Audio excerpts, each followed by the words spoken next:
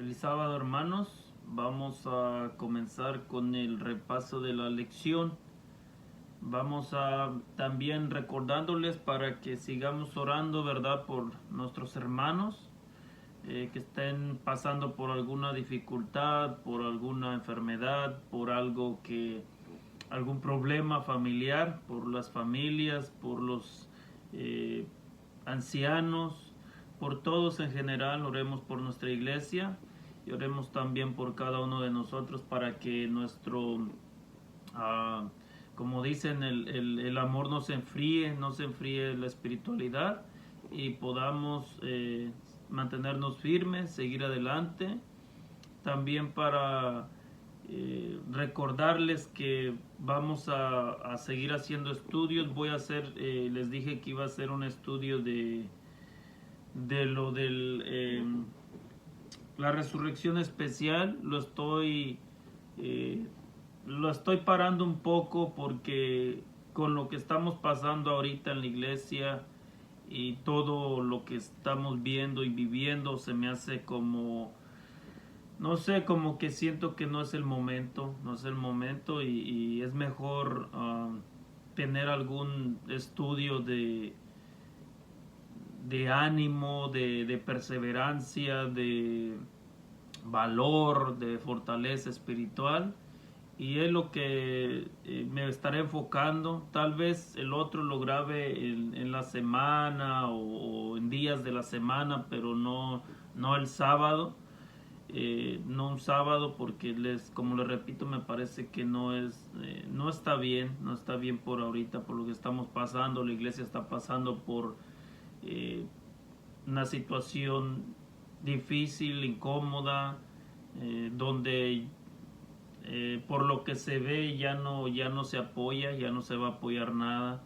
Es triste también eso porque los esfuerzos de cualquier persona que está esforzándose por ayudar o por predicar o por todo, no ve, digamos, apoyos, y es por eso que estamos pasando por una situación difícil, y es la razón por la que le digo que el sábado y no lo voy a utilizar para contestar doctrinas que en lo personal o bíblicamente veo que no tienen apoyo bíblico, sino lo voy a utilizar de una manera para predicar, como decimos, el Evangelio, la palabra de Dios, y temas que nos puedan ayudar a nuestra espiritualidad y a todo lo que estamos pasando por este tiempo. También les invito a que no se desanimen, no se desanimen.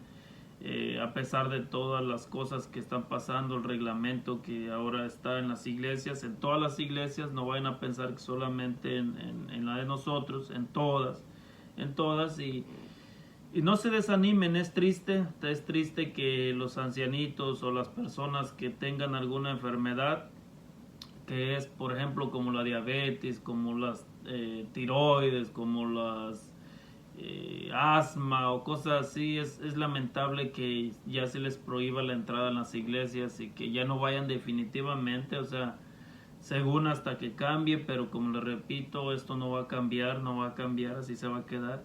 Y es triste por estas personas y por los demás también que creen en esto y no se quieren arriesgar, no se quieren arriesgar. Pero bueno, vamos para adelante, echémosle ganas, como decimos, pongámonos firmes y que sea Dios quien nos dirija y nos guíe y nos proteja. Yo en lo personal les he comentado, yo no creo, ¿verdad? Yo no creo en el virus, no creo nada de eso y no tengo miedo tampoco, me da igual. Yo creo en Dios y creo en un Dios poderoso. Y eso no, para mí no es, ¿cómo le puedo decir? Mm, no es ninguna de tentar a Dios, sino que estoy seguro en quien yo creo y no me interesa lo que diga el gobierno, lo que haga, de que las enfermedades, que todas estas cosas. La verdad, pueden existir para mí enfermedades, puede haber todo tipo de calamidad, de pandemias, de virus, de lo que sea. Yo no me interesa, yo creo en Dios y yo solamente creo en su voluntad. Si Él La voluntad de Él es que yo esté vivo y yo estaré vivo, no importa si hay 1000 pandemias alrededor de mí. Si la voluntad de Dios quiere que yo vaya al descanso, estaré descansando. Hay un dicho mundano que dice, cuando te toca, aunque te quites, y cuando no te toca, aunque te pongas. Entonces, quiero dejarlos con el pensamiento de que no se desanimen, anímense, estudien, como les digo, la Biblia, estudien la Biblia, y juntos vayamos y alcancemos la Canaán celestial. Vamos a comenzar con un himno. También le agradezco a un amigo que me pudo limpiar la computadora y ahora puedo poner los himnos más rápido, ya no esperando como 10 minutos. Y es por eso que vamos a comenzar con el himno número 47, ¿verdad? Himno número 47. Vamos a escucharlo. El que lo vea el video puede cantarlo, tararearlo, como quiera. Es un himno muy bonito y quiero empezar con ese himno, el repaso de la lección. Himno 47. Vamos a ver si comienza el himno número 47. También les quiero comentar acerca de lo que se estaba hablando ayer acerca de las cosas de la mente. Les tengo la cita también preparada y les recomiendo el libro también, y cualquier cosa lo hablaré después de la lección. Himno número 47.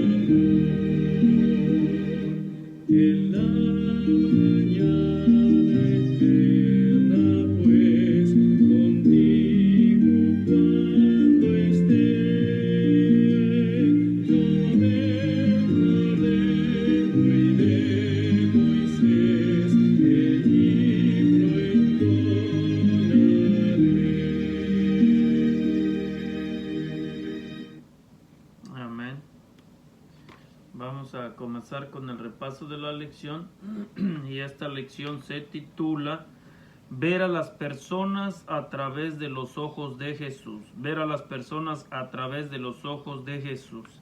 Voy a comenzar con unos comentarios, tal vez les parezcan fuertes, no les parezcan raros o se sorprendan. Pero mi comentario sería ver a los homosexuales a través de los ojos de Jesús.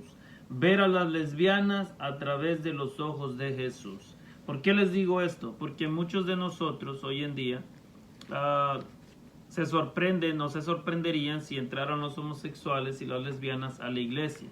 Y yo les quiero decir esto, no estoy diciendo que no estamos,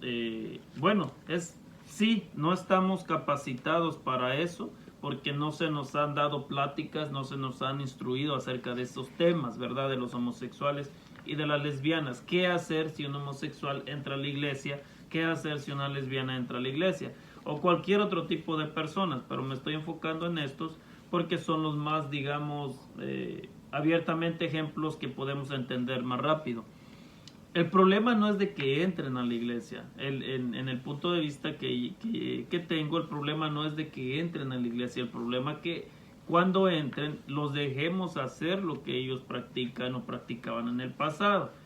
Ver a las personas a través de los ojos de Jesús, dice que Jesús veía a las personas no lo que eran, sino lo que podrían llegar a ser. Esa es nuestra meta con este ejemplo que les he puesto. No ver a las personas por lo que son ahora, sino lo que podrían llegar a ser, transformados por medio de la sangre de nuestro Señor Jesús.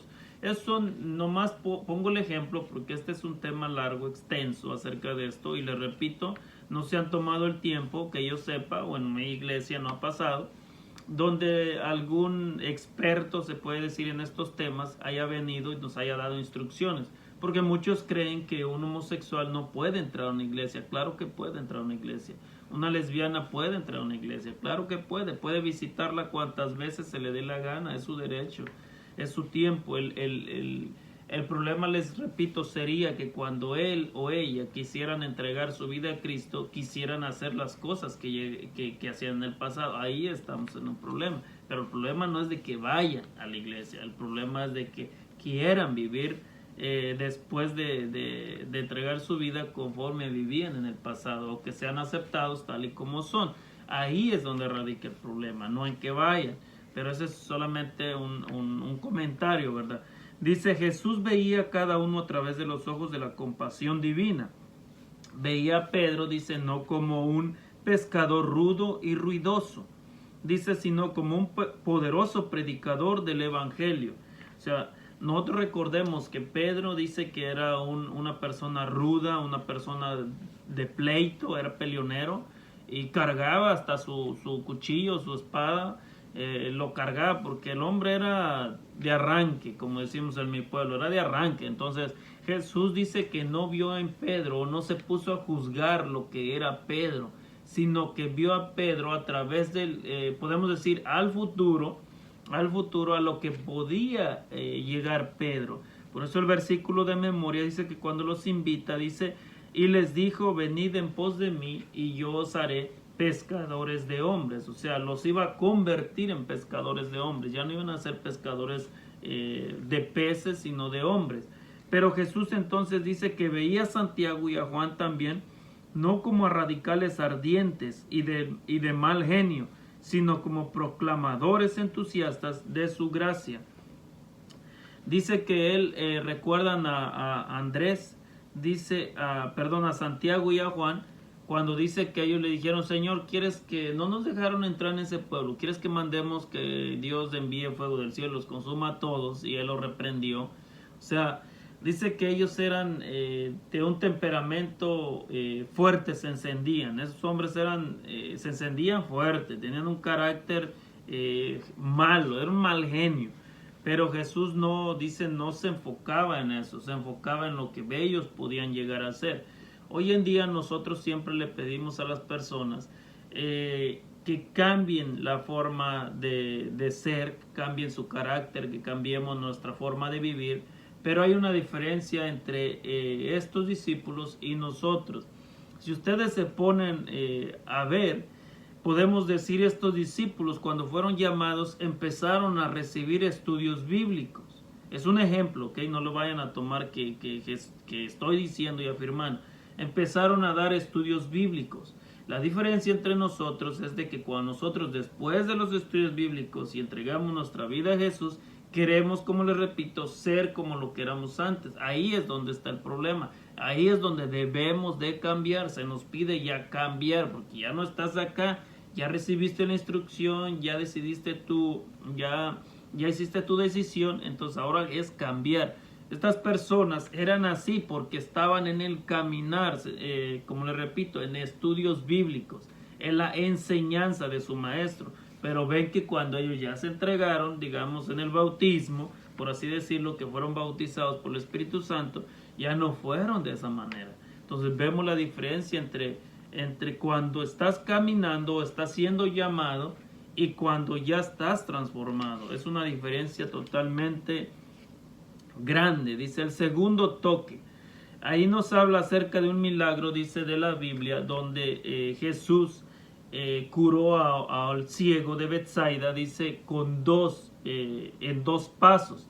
El primer paso, ¿cuál fue? ¿Verdad? Si nosotros leemos toda la historia, las dos etapas de los pasos, según el que escribió la lección o el que entendió de esa manera esa historia, él cree o dice que o creía que el ciego no tenía fe. Es un punto en el cual yo puedo decir, no estoy de acuerdo, la verdad. Yo leo la lección y yo le repito y lo he dicho en muchos videos, yo leo la lección, pero cuando yo no estoy de acuerdo en un punto de la lección, yo lo digo, o sea, yo lo digo, yo no estoy, no critico su punto de vista, o sea, su punto de vista yo lo respeto. Él escribió y para mí él tiene más estudios que yo, así es que mi opinión no debería contar, pero yo la puedo dar porque es mi derecho darla, ¿verdad? Él dice que se cree que el ciego no tenía fe, yo te quiero que la fe la tenían los amigos. Yo te quiero decir y a poner otro ejemplo.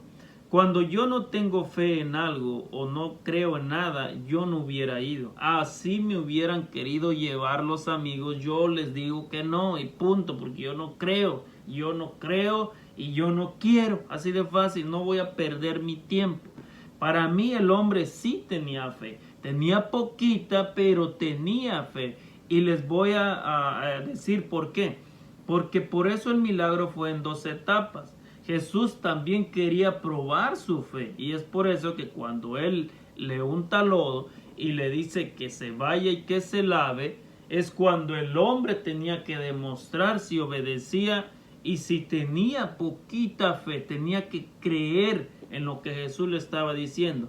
Un hombre normal que no tiene fe y no cree que Jesús pueda realizar milagros, no le va a hacer caso. Poniéndome en su lugar, si yo no tuviera fe y no creyera que Jesús obra milagros, cuando Él me unte lodo, lo que sea, yo me lo hubiera quitado rápido. Esto no tiene chiste. O sea, sáname si de verdad tienes poder, y si no, ¿para qué untármelo? Nomás me ensuciaste y me hubiera quitado el lodo, si no tuviera fe.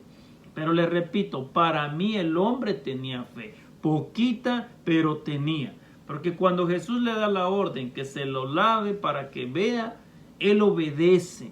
Un hombre sin fe no obedece. Eso quiero dejar en claro, le repito. No estoy en contra de lo que dice la lección que el hombre no tenía fe, sino que es mi punto de vista. Para mí sí tenía fe el hombre, poquita pero tenía.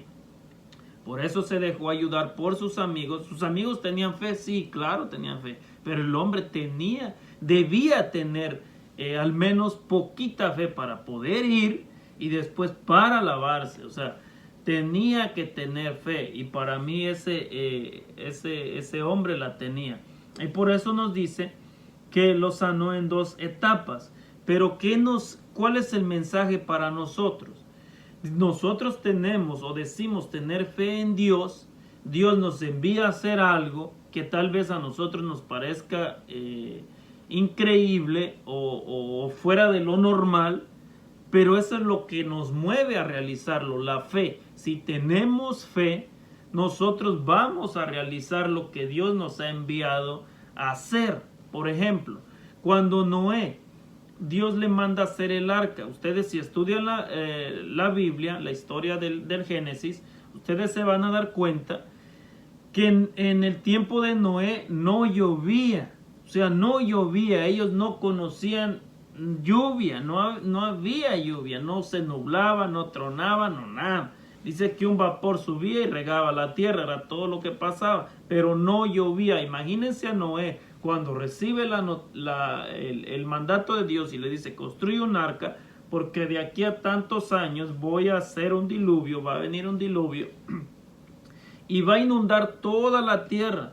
Noé pudo haber dicho, oye, eso es ilógico, ¿cómo va a caer agua de arriba? Eso es fuera de lo normal, ¿sabes qué? Yo no lo hago, no.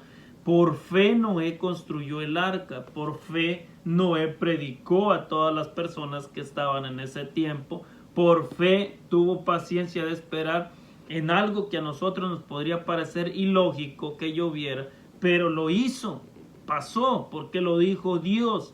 Nosotros tenemos que tener fe en Dios, no importa lo que pase, no importa lo que, a lo que nos mande a hacer, si tenemos fe en Dios, lo haremos. Recuerdan a Pedro, tuvo fe, poca fe, pero la tuvo cuando caminó sobre el agua. Y el hombre caminó, tuvo fe que caminaría y lo hizo. Nosotros tenemos que tener fe, como este ciego que para mí la tenía, tener fe de que a pesar de que nos parezca algo como ilógico, fuera de lo común, Dios es Dios y Dios obra milagros, aunque nos parezcan a nosotros fuera de lo normal. Dios obra milagros, tenemos que tener fe en Dios.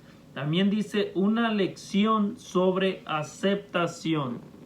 Dice que al plasmar para ellos lo que significaba ver a cada individuo desde una nueva perspectiva, Jesús les enseñó a sus discípulos cómo ver a las personas a través de los ojos del cielo. Su visión de la gente era radical. Lo veía no como eran, sino como podían llegar a ser. En todas sus interacciones con las personas, las trataba con dignidad y respeto. A menudo sorprendía a sus discípulos en la forma en que trataba a las personas. Eso es especialmente en su interacción con la mujer samaritana. Una lección, dice, que les dio Jesús a sus discípulos fue cuando estuvo con la samaritana, dialogando con la samaritana. En ese tiempo, si ustedes recuerdan, dice que los judíos y los samaritanos no se llevaban. No sé si ahora se llevan, pero no se llevaban. Y les voy a decir por qué. Porque dice que si ustedes ven la historia, los samaritanos, según la historia, fueron puestos por Asiria cuando Israel fue deportado. Trajeron personas de otro lugar y fueron los que plantaron ahí. Dice que les enseñaron el culto a Dios, pero ellos también, dice, adoraban otras cosas. O sea, practicaban el culto, pero practicaban cosas idólatras. Me dio un poquito de risa cuando estudié eso, porque luego se me vino a la mente, ¿verdad? Nuestra mente, nuestro dedo acusador siempre está, como decimos, trabajando al 100, ¿verdad? Y lo digo por nosotros, o sea, yo me incluyo también, yo me incluyo, ¿verdad? Dice que combinaban la adoración de Dios, dice, con prácticas idólatras. Y me dio risa porque dije, ¿será que nosotros no somos el Israel espiritual, sino que somos los samaritanos? Porque si ustedes ven, el Israel antiguo no combinaba nada idólatra con sus adoración, pero los samaritanos sí. ¿Por qué me reí? ¿Por qué les digo esto? Porque hoy en día nosotros, la iglesia adventista, celebra todo celebra.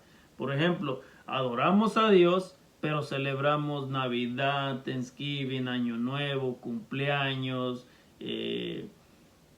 aniversarios, Halloween, ya muchos lo celebran, Halloween. Se le dice, combinaban la adoración de Yahweh o de Dios, dice, con prácticas idólatras, o sea, y por eso me dio un poquito de risa, porque dije, bueno, entonces somos samaritanos, no somos Israel espiritual, somos samaritanos de la antigüedad, porque combinamos la adoración a Dios con la idolatría, cosas idólatras que el mundo celebra y que nosotros no deberíamos, pero lo hacemos. Y por eso le caía el mal a los judíos, ¿verdad? Pero dice que Jesús vio en la samaritana algo especial. Cuando comienza el diálogo, ¿qué fue lo primero que le dijo Jesús? ¿Verdad? Que Jesús le dijo, dame de beber.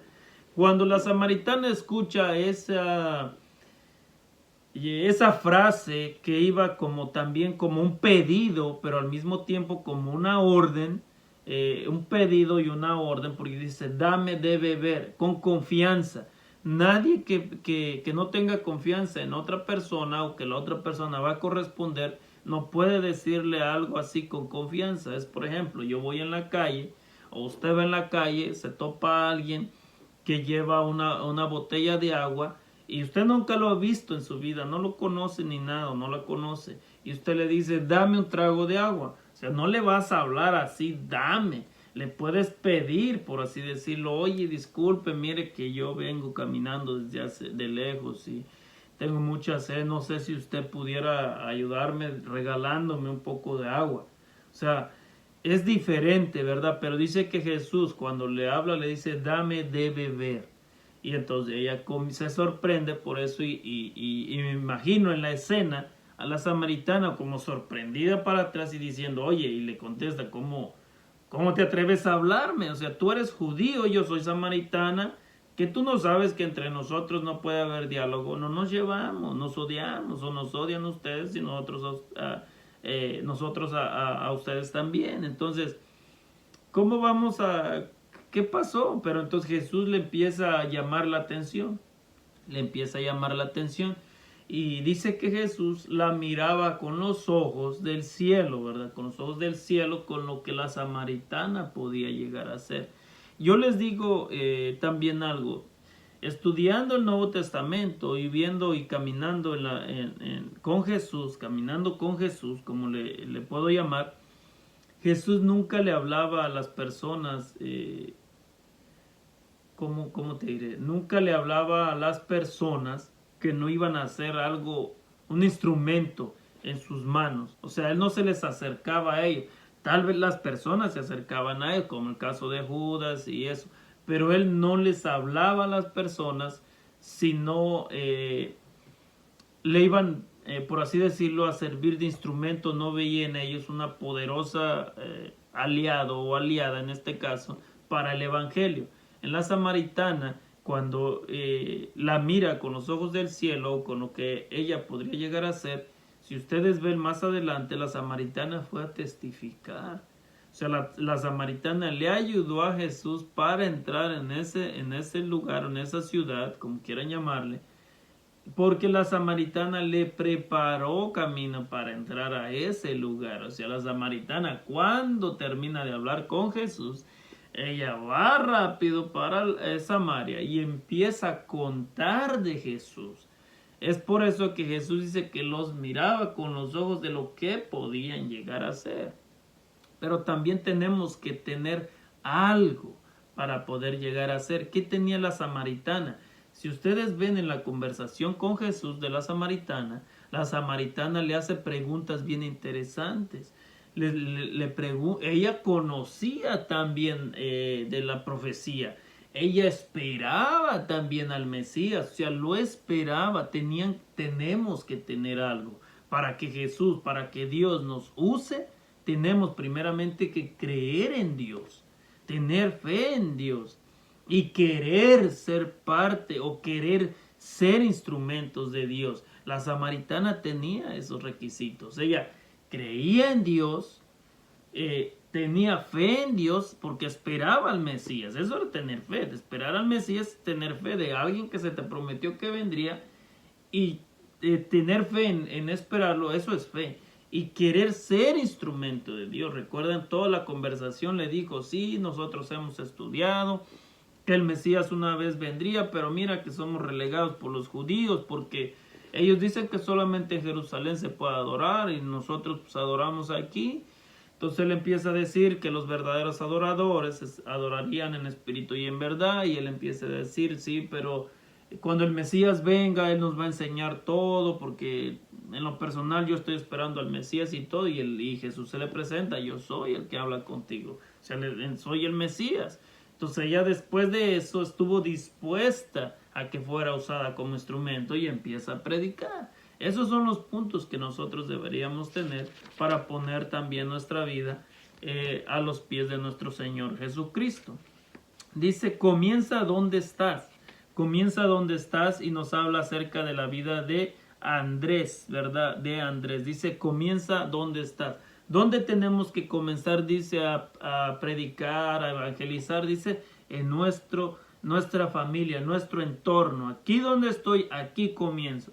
A la esposa, a los hijos, o al esposo, a los hijos, a los papás, si no son, a los hermanos, a los sobrinos, a los tíos, a los abuelos, de aquí para allá, porque la orden fue, dice, y me seréis testigos en Jerusalén, en Samaria, dice, y hasta en lo último de la tierra, ¿verdad? Entonces nosotros tenemos que ser como Andrés. Dice que Andrés empezó por su casa. Cuando Andrés también conoció de Jesús o fue llamado, dice que fue y le dijo a Simón Pedro, a su hermano, que también se viniera porque habían encontrado a Jesús.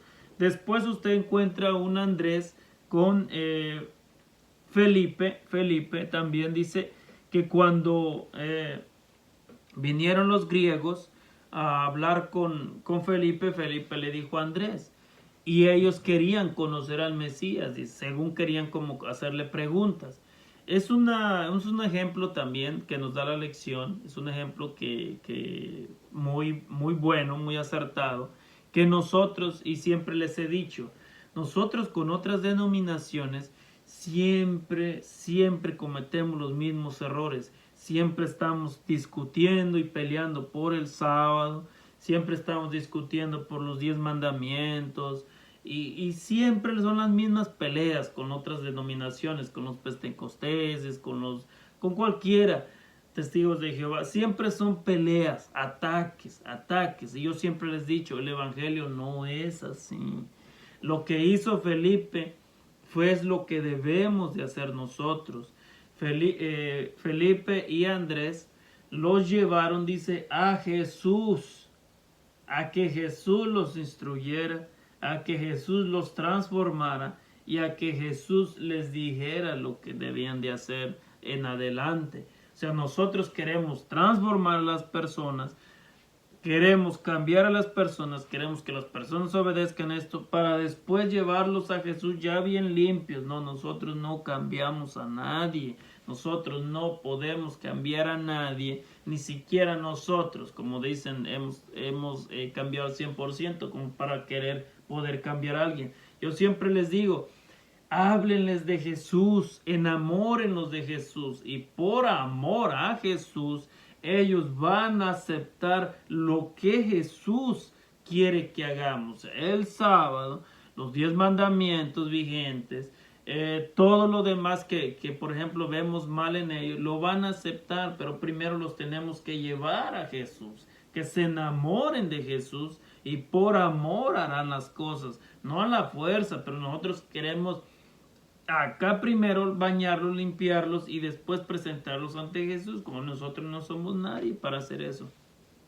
El ejemplo de Felipe y de Andrés fue lo correcto. Dice que ellos no se pusieron a discutir o a dialogar doctrinas con los griegos, sino que les dijeron, vengan, los vamos a llevar a la fuente de la sabiduría, Jesús, el que les conteste, el que les hable y el que les diga lo que hay que hacer. Nosotros no somos nadie ni nada para estar imponiendo o diciendo o creyéndonos los sabios, pero sí tenemos a dónde llevarlos, a Jesús. Dice que nosotros también, la gente debe de ver en nosotros, como hemos dicho, dice que vean paz en nosotros, que vean mucha paz, que vean un propósito, que vean confianza. Pero si ustedes ven, cuando nos pasamos peleando todo el tiempo, tanto entre hermanos como con otras religiones, ¿cuál es la paz ahí? No tenemos paz, nos pasamos peleando, como les repito, por las doctrinas, nos pasamos peleando por todo, entre nosotros mismos nos peleamos, y cuando decimos que hay que, por eso muchos dicen, hay que debatir, no es debatir, ya eso son peleas, no es debate. Un debate es cuando una persona habla, el otro escucha. Después el otro contesta y el otro, el que primero habló, ahora tiene que estar callado y escuchar. Pero cuando está la legata y nadie deja de hablar, eso no es debate, eso no es paz, eso es pura confusión, es puro pleito, y eso no nos va a llevar a nada. Eso no nos va a llevar a nada. Dice lidiar con personas difíciles.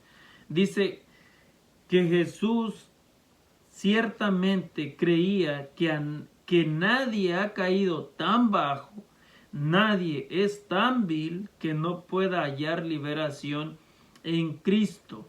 Dice que cómo lidiar con personas difíciles. Y nosotros nos damos cuenta, dice, también nos pide que leamos Mateo, Marcos, dice, y Lucas, que resulta, dice, similar en los llamamientos de Cristo a Pedro y a Juan, a un escriba interrogador sin nombre y a un ladrón en la cruz. Dice, ¿qué nos lleva? ¿Qué nos lleva? ¿Qué tienen de similitud esos versículos, esas porciones de la Biblia?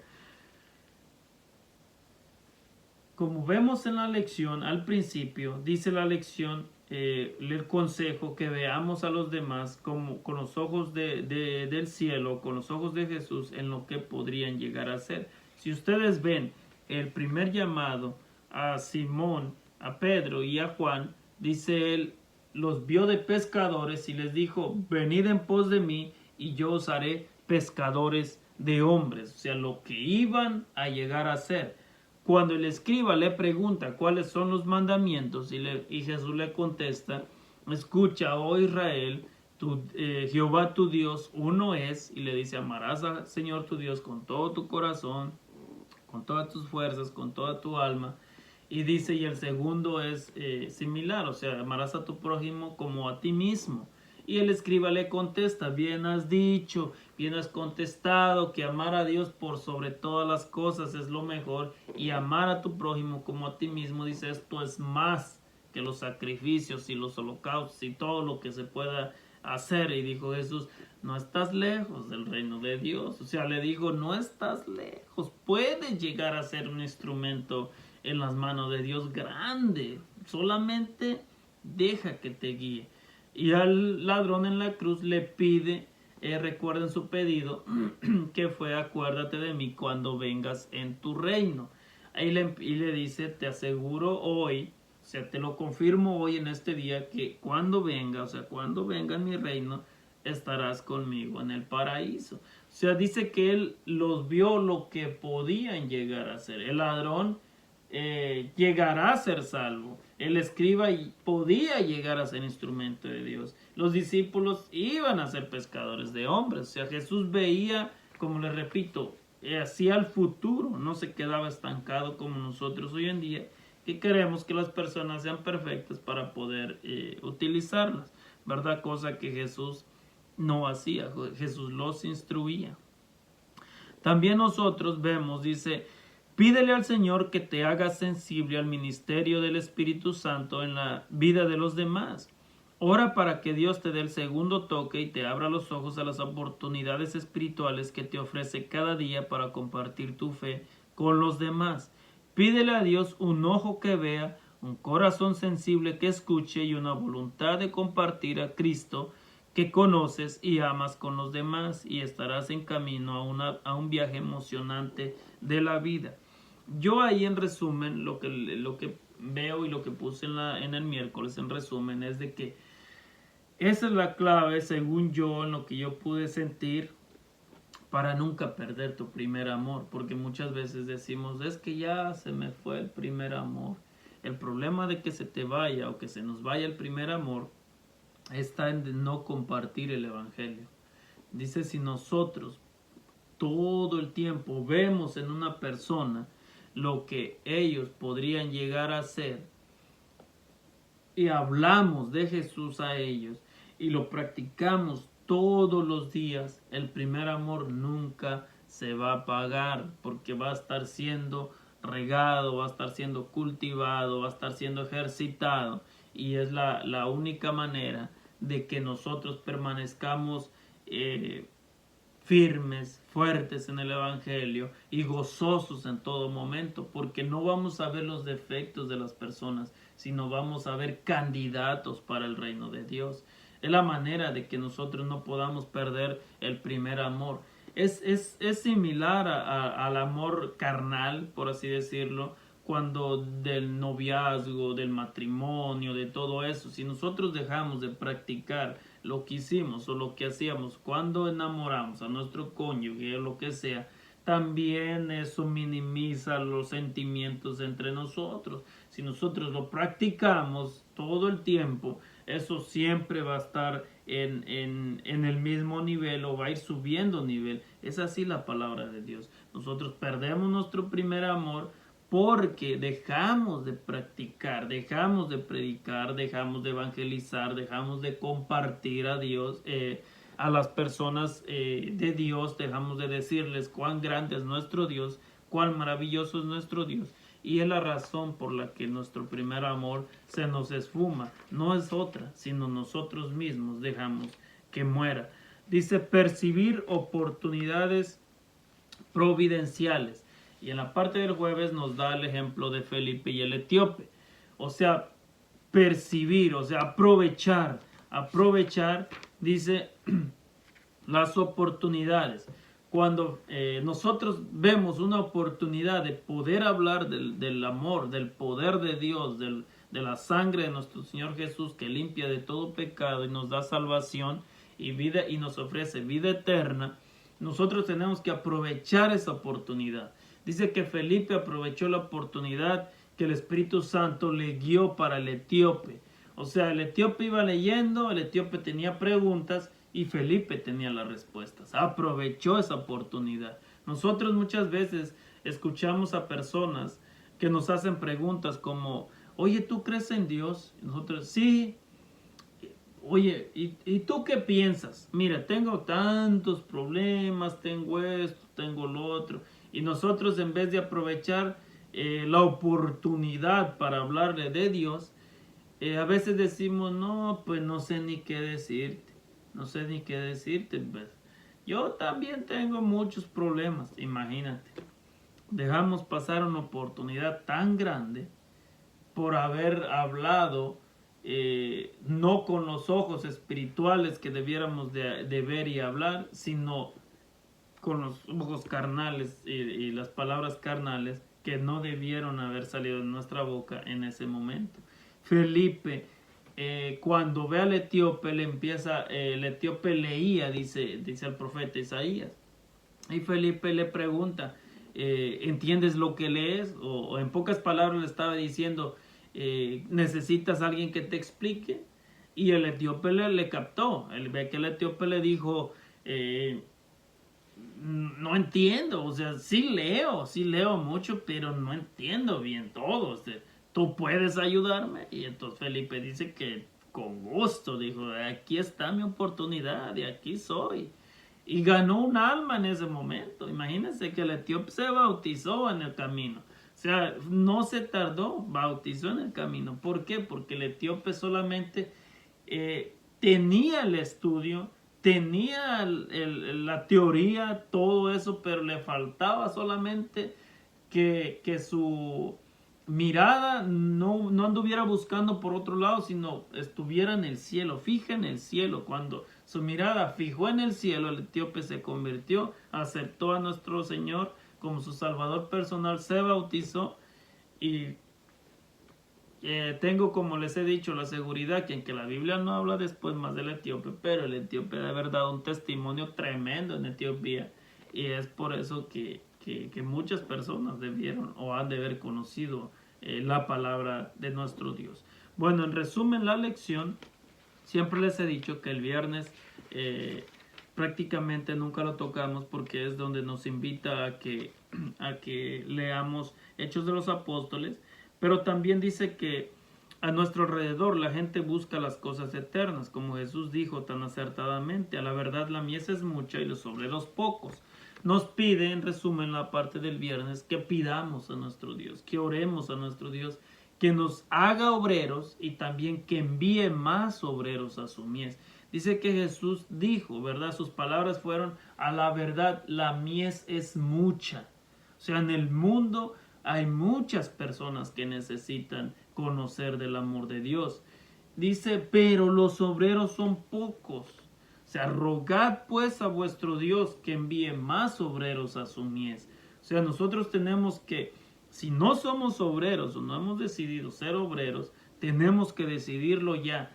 Y si somos ya obreros, tenemos que pedir más obreros a la mies para que pueda ayudarnos a llevar más cosecha, por así decirlo, a ayudar a nuestro Señor Jesús a que podamos ser instrumentos para que la cosecha sea más abundante, que el Espíritu Santo sea el que nos guíe para poder ser parte de ese grupo de obreros que puedan estar dispuestos a ir, ¿verdad? Como Isaías, que dijo, ¿A quién enviaré? Dijo Dios, ¿quién irá de nuestra parte? Y Isaías rápido contestó, heme aquí, envíame a mí. O sea, yo quiero ir. Así deberíamos tener nosotros el espíritu de Isaías, ¿verdad? Para, para poder ofrecernos a ser parte de este evangelio, de este propósito, de esta gran bendición que es para nosotros compartir la palabra de Dios. Miren, ayer yo les estaba hablando con esto cerramos la lección, que el Señor los bendiga, que los cuide. Ojalá puedan comentar en si algo me salvé, no toqué algún punto, y ustedes puedan en un comentario comentar lo que les gustó, lo que hayan entendido, y para poder yo también comprender, porque cada uno de nosotros vemos la lección de nuestra perspectiva humana, de nuestra perspectiva diferente. Cada uno de nosotros podemos extraer ejemplos diferentes a los demás. Entonces me gustaría que pudieran compartir, si lo desean, lo que hayan entendido. Con esto cerramos, como les digo, que el Señor los bendiga. Y les voy a hablar acerca de algo que pasó ayer. Bueno, no de lo que pasó ayer, sino de lo que yo hablé, ¿verdad? Del poder de la mente. Yo les dije que si fuera posible, buscaran este libro, Mente, Carácter y Personalidad. Este es el primer tomo y este es el segundo tomo. Y yo les dije, por hablar, les repito, como empecé diciendo, no creo en el virus, no creo nada de eso y no voy a creer, ¿verdad? Y aunque fueran ciertos, nunca le temeré, no le temeré miedo. Pero les voy a leer una cita que está aquí, dice, imaginación enfermiza. A ver si lo puede. Imaginación enfermiza. Ahí dice, mire, también comienza este capítulo, dice... Por todas partes prevalece, dice, la enfermedad mental. 9, fíjense lo que dice la sierva del Señor. Por todas partes prevalece la enfermedad mental. 9 de cada 10 enfermedades que sufren los seres humanos tiene su fundamento en esto, o sea, en la mente. Dice, puede ser que alguna aguda dificultad del hogar esté royendo como un cáncer el alma y debilitando las fuerzas vitales. O sea, comencé con eso para que vieran, pero aquí está lo que les voy a leer. Dice, nomás eso, y si ustedes pueden adquirir el libro, porque nomás estoy dando la cita por lo que ayer yo estaba comentando, que todo está en la mente y que el poder de la mente también te puede matar y hacer enfermedades ficticias. Yo les dije, si el gobierno controla tu mente diciéndote que existe tal cosa, si se pueden meter a tu mente, te controlaron. Con eso basta para poder controlar tu mente. Dice, algunas veces la imaginación produce la enfermedad. La imaginación produce la enfermedad. Y es frecuente que la agrave. O sea, es frecuente que la empeore, como si de veras existiera. Dice, hay muchos que llevan vida de inválidos. Mire lo que dice la sierva del Señor. Yo no lo estoy diciendo, dice la sierva del Señor. Hay muchos que llevan vida de inválidos cuando podrían estar buenos si pensaran que lo están. Tremenda la afirmación esta, tremenda. Hay muchos que llevan una vida de inválidos cuando pudieran estar buenos si lo pensaran que están. Así de grande es el poder de la mente. Dice, muchos se imaginan que la menor exposición del cuerpo les causará alguna enfermedad. Y efectivamente, el mal sobreviene porque se lo espera. Muchos mueren de enfermedades cuya causa es puramente imaginaria. ¿Sí se dan cuenta? Aquí está. Aquí está. Muchos mueren, dice, por cuya causa, dice, es meramente imaginaria. O sea, no, que ahora el gobierno dice que el virus es real y yo ya, ay, el virus, y a ver, que dice que tos seca, y, que garganta reseca. Voy a tomar agua, siento la garganta bien reseca. Siento la garganta bien reseca. No serán los síntomas del virus. No serán los síntomas del virus. No, que la nariz moquienta, la nariz moquienta. En las mañanas, ay, no vaya a ser que te... Ya se metieron a tu mente y ya con eso les basta para poder dominarte. Y te voy a volver a leer la cita rápido y con esto ya cierro para que veas el poder de la mente. Si controlan tu mente, controlan tu vida. Dice, algunas veces la imaginación produce la enfermedad y es frecuente que la agrave. Hay muchos que llevan una vida de inválidos cuando podrían estar buenos si pensaran que lo están. Muchos imaginan que la menor exposición del cuerpo les causará alguna enfermedad. Y efectivamente, el mal sobreviene porque se lo espera, o sea, porque ya te lo metiste. Muchos mueren de enfermedades cuya causa es puramente imaginación. Así de fácil, es el poder de la mente. Y yo te digo, lean este libro para que dejen de creer tanto en cosas. Crean más en Dios. Les repito, yo no creo. Y aunque fuera real, no le tengo miedo, ni le tendría miedo, ni le tendría miedo a exponerme al que esté enfermo, porque yo creo en Dios, creo en un Dios poderoso y en un Dios que todo lo puede. Y muchas veces me da tristeza porque hoy en día, si quieres ir a la iglesia, ya no puedes,